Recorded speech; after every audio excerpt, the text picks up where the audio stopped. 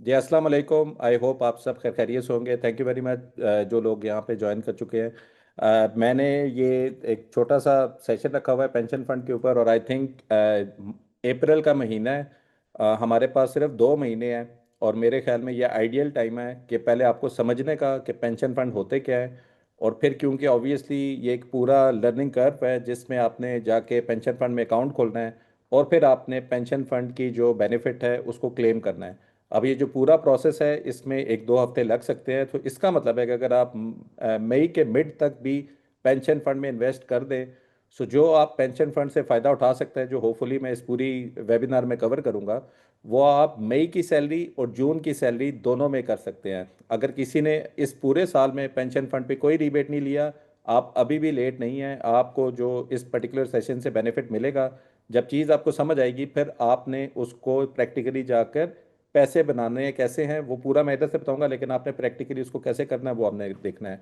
मैं जल्दी से अपनी स्क्रीन शेयर कर देता हूँ, आपने प्लीज़ मुझे बताना है जब आपको स्क्रीन नज़र आए। ये थोड़ा सा इंटरेक्टिव है शुरू में। काफ़ी चीज़ें हमने इसके अंदर थोड़ा सा पहले हम आपसे चीज़ें पूछेंगे, फिर इंशाल्लाह उस पर हम स्टार्ट करेंगे। Just give me a minute, मैं आपको स्क्रीन शेयर कर देता हूँ। अच्छा, सबसे पहले मैंने ये अनाउंस भी किया था, आप सब ने क्या करना है कि आप सब ने अपने लैपटॉप से ये मैंने कोड दिया हुआ है, आप इसको स्कैन कर सकते हैं। नहीं भी आपको स्कैन का समझ आ रहा है तो आपने सिंपल menti.com पे जाना है, और वहाँ पे वो स्ट्रेट अवे आपसे कोड मांगेगा। तो आपने ये जो कोड है 62913904, ये कुछ पोल मैं इनिशियली कराऊंगा आप लोगों से, और उसके बाद फिर हम इंशाल्लाह स्टार्ट करेंगे प्रेजेंटेशन को। और मैं ये इसीलिए पोल कराना चाह रहा हूँ ताकि मुझे समझ आए कि जो लोग इस पर्टिकुलर वेबिनार में बैठे हुए हैं उन सब का बैकग्राउंड क्या है, क्या उनकी सैलरी टैक्सेस के किस तरह वो दे रहे हैं, और सॉर्ट ऑफ हमें समझ आ जाए कि जो चीज़ हम करना चाह रहे हैं उसका बेनिफिट हमें क्या होगा। सो जो जो लोग आते जा रहे हैं, प्लीज़ एक लाइक का बटन होगा उसको क्लिक करें ताकि मुझे समझ आ जाए कि कितने लोग इसमें आए हैं। अभी जो टोटल नंबर ऑफ पार्टिसिपेंट है सिर्फ 25% लोग आए हैं। सो मैं 1-2 मिनट दूंगा आपको, आप काइंडली इसको कर दीजिएगा। जो ही ये 60-70% को क्रॉस करेगा हम आगे आ जाएंगे। इन केस में अगर आगे आ जाऊं और आपको ना पता हो, तो ये हमेशा आपको बॉटम के ऊपर या टॉप के ऊपर menti.com और ये आप मिल रहा होगा। तो जो बंदा कमेंट सेक्शन में कह रहा है काइंडली आप उसको गाइड भी कर दीजिएगा साथ साथ। चले, आई थिंक 50% से ज़्यादा लोग हो गए हैं। मैं पहला क्वेश्चन आप लोगों से पूछ रहा हूँ। अगेन, जब आप ज्वाइन कर रहे हैं ना, हमने आपसे यूज़र नेम मांगा है ना हमने आपसे मोबाइल नंबर मांगा है। सो आप लोगों ने अपने आप को पहले क्लासीफाई करना है कि आपका प्रोफेशन क्या है, कि आप स्टूडेंट है, बिजनेसमैन है या एम्प्लॉय हैं। जो भी आपका प्रोफेशन है वो आपने दीजिएगा। और ये जो पेंशन फंड है ये इन तीनों के लिए है। ये नहीं कि सिर्फ जो सैलरी पे टैक्स ज़्यादा दे रहा है उसके लिए बेनिफिट है, ये उसके लिए भी है जो कि बिजनेसमैन है, ये उसके लिए भी है जो स्टूडेंट है। और ये क्या चीज़ें हैं ये मैं आगे आपसे वो कर लूँगा। अभी भी 100 से ज़्यादा लोग आपके इस पर्टिकुलर वेबिनार पे ज्वाइन इन नहीं है। मैं रिक्वेस्ट करूँगा आप सब लोग इसमें पार्टिसिपेट करें। थोड़ा इंटरेक्टिव रखा है ताकि थोड़ा सा हम इसको सोच समझ के करें कि क्या कर रहे हैं। चलें जी, ये हो गया। अब मैं आगे लेके जाता हूँ। How much is your gross salary. Gross salary का मतलब ये है कि मे बी मुझे तनख्वाह 3.25 लाख मिलती हो, लेकिन मेरी तनख्वाह जो है 5 लाख है। तो जो आपकी टोटल तनख्वाह है ना, जिसमें ट्रांसपोर्ट भी है, हेल्थ भी है, सैलरी भी है, टैक्स भी कटता है, टैक्स को काटने के बाद नहीं कह रहा, आपकी तनख्वाह टोटल है कितनी, जितनी भी आपकी तनख्वाह है ना वो आपने यहाँ पे मेंशन करनी है। और अगेन मैं कह रहा हूँ कि आप लोगों से मैं कोई डिटेल्स नहीं लेना, ये सिर्फ हमें सॉर्ट ऑफ एक बेंचमार्क करने के लिए, ताकि मैं ज़्यादातर एग्जांपल उसी की दूं जितने पे आप क्लासीफाई हो रहे हैं। अभी भी 70-80 लोग बाहर हैं। अगर आप लोग menti.com देखें और ये कोड देखें तो आप भी इसमें पार्टिसिपेट कर सकते हैं। मैं आगे आ जाता हूँ। अच्छा, मैं थोड़ा सा समराइज़ भी कर दूं कि हमारे पास माशाल्लाह इस टाइम पे 3 लाख से ऊपर जो है तकरीबन तकरीबन 40% लोग हैं। मैक्सिमम जो कैटेगरी है वो लाख से 3 लाख तक है, जो कि तकरीबन 50% है। और लेस दैन 10% जो लोग हैं वो लेस दैन 100K के ऊपर बैठे हुए हैं। और इसमें से तकरीबन 10% या 5% कर ले जिनकी तनख्वाह 8 लाख से ऊपर है।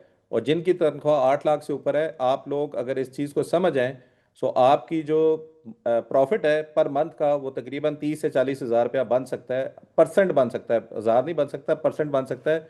वो कैसे हम करेंगे वो हम आगे देखते हैं, ठीक है। अब मैं आगे लेके जाता हूँ।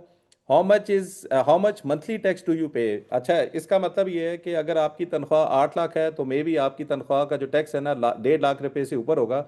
ये सिर्फ आपको एक सॉर्ट ऑफ दोबारा उस पेन पॉइंट को समझाने की ज़रूरत है कि जितनी तनख्वाह आपको मिल रही है और जितना टैक्स आप दे रहे हैं, आपको इसका इम्पेक्ट समझ आना चाहिए कि आपकी जेब से कितना पैसा जा रहा है जो कि आपकी जेब में आ सकता है पेंशन फंड के थ्रू।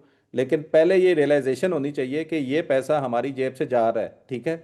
सो माशाल्लाह 1.5 लाख रुपए से ऊपर जो है तकरीबन 5-7% लोग जो अभी बैठे हुए हैं, ये सब लोग 1.5 लाख रुपए से ऊपर दे रहे हैं, जो कि बनता है तकरीबन मिनिमम 5,000 रुपया पर डे। 5,000 रुपये में अच्छा खासा खापा आप कर सकते हैं ऐसे। सो अगर हम इसको देखें, 80 से 1.5 लाख पे भी हमारे पास तकरीबन 7 से 6-7% है। अगेन क्योंकि मैक्सिमम लोग आपके 1.5 से 1.5 लाख और 3 लाख के अराउंड थे, तो इसीलिए PKR 30 to 80K आपको इधर मिल रहा है। यार ये जो लाइनें मार रहे हैं ना, इसको प्लीज़ बाहर कर देना। ज़बरदस्त हो गया। अब मैं आगे ले जाता हूँ। अब आपने परसेंटेज में बताना है। परसेंटेज का मतलब ये है कि मेरी तनख्वाह है 5 लाख और मैं सैलरी पे टैक्स दे रहा हूँ 1.25 लाख। तो मैं कितने परसेंटेज टैक्स दे रहा हूँ? मैं 20% से ऊपर दे रहा हूँ। अगर मेरी 5 लाख से कम है तो मे बी मैं 10 से 20% के अंदर दे रहा हूँ। और ये भी समझाने का मकसद ये है कि थोड़ी रियलाइजेशन हो कि जो हम कमा रहे हैं उसमें से हम 25% 30% गवर्नमेंट को दे देते हैं। नेट हमारे पास 70 रह जाता है। 70 में ही हमने अपने अखराजात पूरे करने होते हैं। और अगेन इस पूरे पर्पज़ का मकसद ये है पूछने का कि अगर आप वो परसेंटेज में ये देख लें कि आप पर मंथ कितना परसेंटेज सेव कर सकते हैं और उसको मल्टीप्लाई करें पूरे साल के अंदर, तो एक अच्छी खासी बड़ी फिगर बनती है। सो यहाँ पे तकरीबन 10% और उससे ऊपर आपके 50-60% से ज़्यादा लोग ही हैं जिनके 10% से ऊपर अभी जा रहा है। अभी भी 40-50 लोग इस पोल का पार्ट नहीं है। अगर आप लोग करना चाहते हैं, ये राइट साइड पे menti.com दिया हुआ है, इस पे जाएं, अपना कोड लेके और आप इस पोल का पार्ट बन सकते हैं। चलें जी, ज़बरदस्त हो गया। 37% का मतलब है तकरीबन 20% से ज़्यादा लोग आपके 20% से ऊपर पे कर रहे हैं।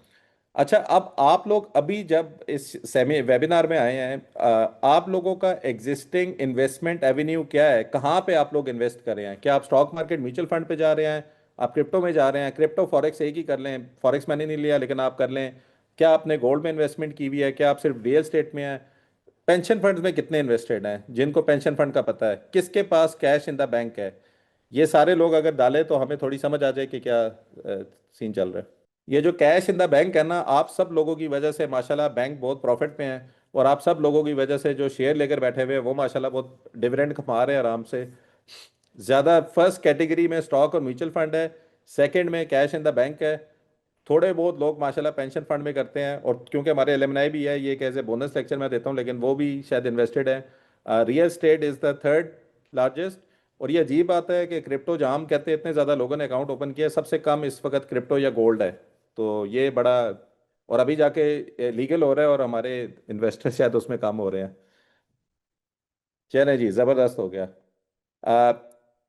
Why you have not yet invested in pension fund, आपने राइट करना है जो भी आपके जहन में है। कि आपको पता नहीं है या आपके पैसे फंस जाते हैं, विड्रॉ नहीं कर सकते, जो भी जहन में है वो सिर्फ आपने यहाँ पे राइट करना है।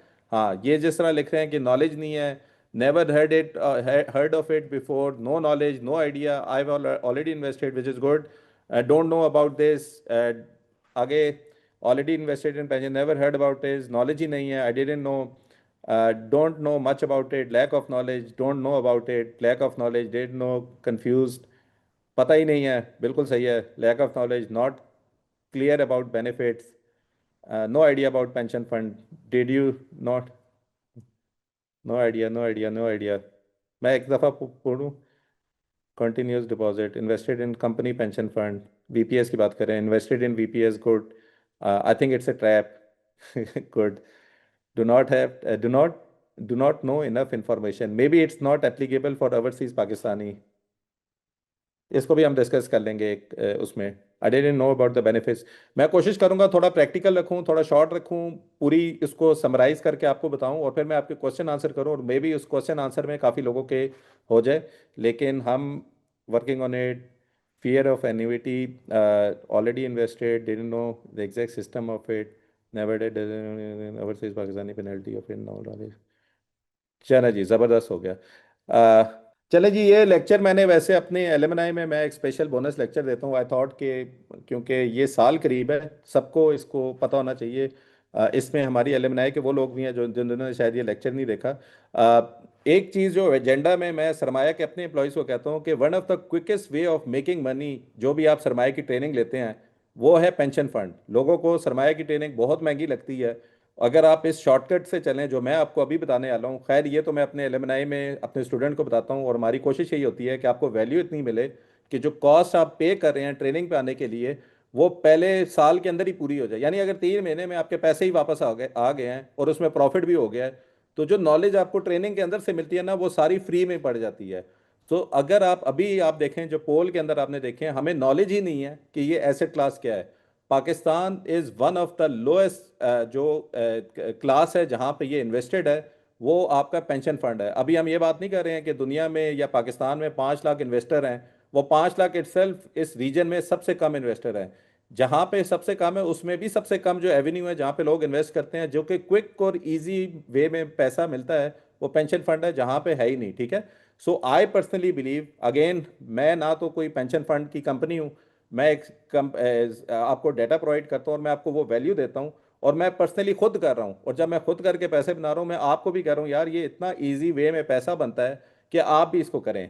और वो कैसे मैं बता रहा हूँ, ये मेरा अपना पर्सनल एक्सपीरियंस है, और मैं आप लोगों को इसीलिए रिक्वेस्ट करूंगा कि इस पे फोकस करें कि मैंने, और मैं ये नहीं कि पिछले सदियों से कर रहा हूँ, मुझे भी अभी ये 2024 में ही समझ आई है, और मैं कंसिस्टेंटली पिछले 3 साल से ये कर रहा हूँ। और मैं आपको प्रैक्टिकली अपनी पोर्टफोलियो दिखाऊंगा कि मैंने पैसे कितने बनाए उसके ऊपर। लेकिन ये उसका थोड़ा सा स्नैपशॉट है, और वो इसीलिए बता रहा हूँ कि थोड़ा सा आपने हाजिर दिमागी से ये सीखना है कि ये क्या है। 2024 में मैंने, मेरी सैल तनख्वाह जो थी वो 4 लाख रुपए थी। जो मैंने इन्वेस्टमेंट की पेंशन फंड में वो 10 लाख थी। ये क्या होती है मैं आगे डिस्कस करूंगा। इसके ऊपर जो मुझे पैसा वापस किया सैलरी के टैक्स कटने पे, जिसको हम रीबेट कहते हैं, इसका मतलब ये है कि अगर मेरी तनख्वाह 5 लाख है और मेरा टैक्स कटता है 1.25 लाख रुपया, अगर मैं 5 लाख का 20% पेंशन फंड में इन्वेस्ट करता हूँ, तो मुझे 20,000 रुपया तकरीबन महीने की बचत होती है। उसको हम कहते हैं टैक्स रीबेट। वो जो टैक्स रीबेट मुझे उस साल का मिला था वो तकरीबन 1,29,000 रुपया है। इसका मतलब है कि जो 10 लाख इन्वेस्टेड है, अभी तो मैं ये बात ही नहीं कर रहा कि मेरा प्रॉफिट मार्केट में कितना हुआ, यानी स्टॉक मार्केट, म्यूचुअल फंड या लो रिस्क कहीं पे भी मैं डालूं उसका प्रॉफिट कितना है। मेरा 10 लाख रुपए की जो वैल्यू है अभी, जो अभी मैंने इन्वेस्ट किया है, ये जो पहली इन्वेस्टमेंट थी ये मैंने हबीब बैंक में की है, जिसकी आज तक मुझे ऐप पे एक्सेस ही नहीं मिली है, तो वो मैं सिर्फ मोबाइल ऐप से ही देखता हूँ। तो उस 10 लाख रुपए की वैल्यू जो है वो 18,70,000 रुपया है। अगर मैं 18,70,000 के साथ अपना रीपेड डाल दूं, सो मेरा जो टोटल रिटर्न आज की तारीख में बनता है, जिसमें यूएस ईरान का मसला भी हो गया है, पाकिस्तान इंडिया की जंग भी हो गई है, फिर यूएस ईरान का मसला पिछले साल भी हुआ था, फिर अभी गैस की भी शॉर्टेज है, पेट्रोल भी नहीं मिल रहा है, उसके बावजूद मुझे तकरीबन पिछले 1.5 पौने 2 साल में 100% का रिटर्न मिला है। अगर मैं सिर्फ 2024 को देखूं, 2025 और 2026 क्योंकि मैंने महाना में खोला और मैं उसका डेमो करके दिखाऊंगा कि मैं कैसे वहां पे कर रहा हूँ, मेरी तनख्वाह थोड़ी सी इंक्रीज होगी, 4,60,000 रुपये होगी। उस 4,60,000 रुपये के ऊपर मैंने इन्वेस्ट किया, जो मेरा 20% बनता था तकरीबन, और जो 20% बनता था मैंने किया इन्वेस्ट ताकि मैं मैक्सिमम रीबेट लूँ। ये क्या होता है ये हम आगे डिस्कस करेंगे। रीबेट मुझे कितना मिला, 2.5 लाख रुपया। अगले साल तनख्वाह थोड़ी बढ़ गई, 570 होगी। 570 पे अभी तक मैं 8 लाख रुपया कर चुका हूं, अभी 2 महीने हैं। और इस 8 लाख के अलावा जो इन्वेस्टमेंट मैंने करनी है इन 2 महीने के अंदर मैं करूंगा। लेकिन अभी तक मुझे 1,76,000 रुपये का रीबेट मिल चुका है। ये 1,76,000 रुपये की ट्रेनिंग नहीं है हमारी, या पिछले 2.5 लाख रुपए की ट्रेनिंग नहीं है अभी हमारी। ठीक है, आपको रीबेट में ही ट्रेनिंग की कॉस्ट पूरी हो सकती है, अगर आपको समझ आए कि रीबेट आप लेते कैसे हैं। और फिर जो इन्वेस्टमेंट मैंने किया है, यानी जो 21,50,000 की इन्वेस्टमेंट है, उसकी वैल्यू आज की तारीख में तकरीबन 25,10,000 है। अगेन ये चल रहा है प्रोसेस, अभी कंप्लीट नहीं हुई है।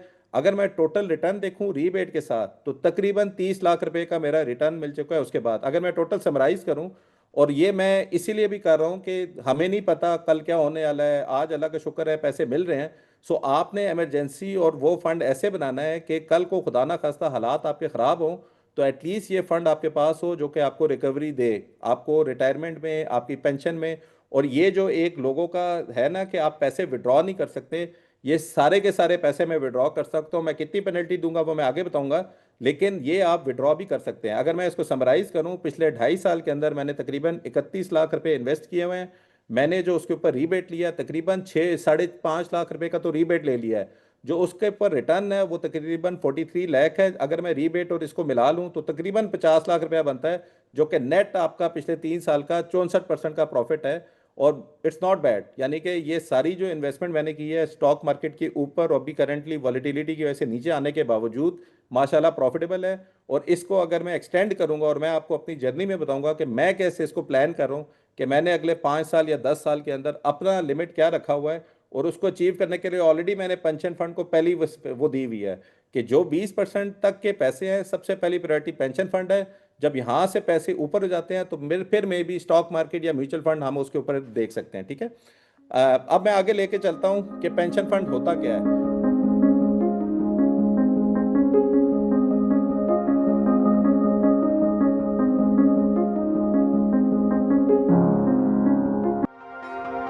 सरमाया डॉट जहां हर फैसला बने सरमाया।